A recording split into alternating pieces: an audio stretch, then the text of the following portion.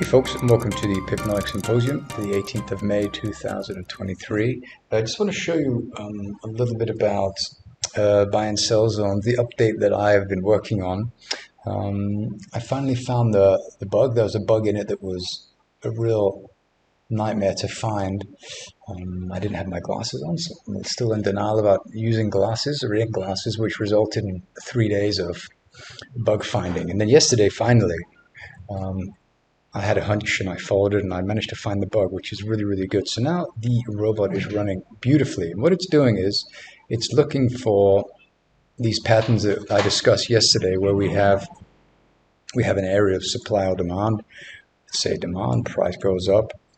We kind of bounce, we create equilibrium for a little while, and then we finally break through, do something like that, and then often we come back down to the area. Well, that's the hypothesis.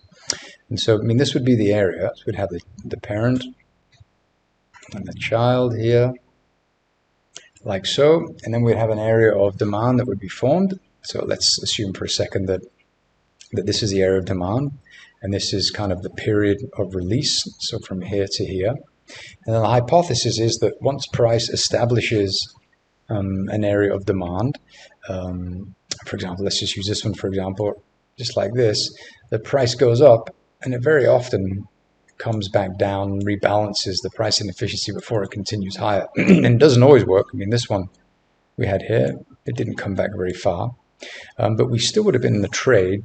We still have been one at that trade because the target would be here, the entry would be here, and the stop would be down here. Okay, so we would have been a little bit in the red because this area of supply was formed, and it would buy after the pattern was complete. Price kind of fed down, and then we reached the target in very short order. Matter of fact, we went really far. And this is essentially what it's doing. We look at a couple more examples. We have this one here. So when this candle right here closed, which is around right here, this is the target. The stop would have been here. Price went down a little bit further, and we kind of fed in, and we finally moved through it. So that was another winning trade there. Had another situation here where we had sell, target, stop. Price went down. We almost came to the target, went through, and we came down. Another winning trade. Okay, so this is pretty exciting. Let's look at another one. Here, we bought, target, stop, price came down, came almost to the target, we messed around a little bit, and then we finally hit the target right here. Okay, so you're seeing this all over the place. I'm just going to show you the results for today alone. Yeah, this is today. These are trades that I closed early, so let's have a look at these and see if they would have resulted in winners or losers. So these two are clearly winners. Let's have a look here. Okay, and so this one, I got out of just here. We bought. These were 5-minute entries, so let's actually change to the 5-minute chart. So we bought here when this candle closed, more or less. So there's a spread in there as well. Got out here, and now price is messing around, but the target is here, the stop is, the entry is here, so the target is down here somewhere. And so expectation that price eventually makes it up there, giving us a nice profit. So that was one. So that one's still out, still working. This one here.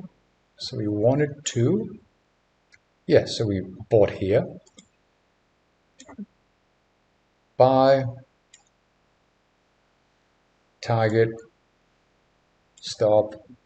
We kind of just went down against us a little bit, and then we went through the profit here, so that would have been a winner as well. Let's try this one. See what this would have looked like. Yeah, we're still out. This one is still working. See, the target's up here, the stop's down here. Let's try this one. See if this one's closed up. This is kind of the same kind of thing, where we had our entry there, target there, stop is down here, expecting prices to do this. But this one is still waiting. We take the last one here. Yeah, same thing. You see the target just up there. So we've got our, looks like I have a 1.5 to 1. So 1.5, this is 1. This is half of it, which puts the target here, the entry here, and we're still kind of figuring out what we want to do here. We don't know, but this is essentially where we want it to go, but it could also go down here. Yeah, so very interesting trades, and we have these two here, which we'll just have a quick look at just here. Zoom in a little bit. Yeah, so here's the area. This is a pattern. So we bought here, target there, stop loss there, went against us a little bit, and then went straight to the target. Beautiful. And then this one here, another one where we have the exact same thing here. So this is the entry, this is the target, this is a stop. We bought here, prices pretty much went straight up to our target here. Another profitable trade. So super interesting. Yeah, so we'll have to wait and see. I gotta let this run. As I mentioned yesterday, for a little while we need about 100 trades before we can draw any conclusions. But we already have our 1, 2, 3, 4, 5, 6, 7 trades, 5 of which don't really count because I didn't let them hit their target or their stop. But the next ones I won't fiddle with, and we'll have some more valuable data.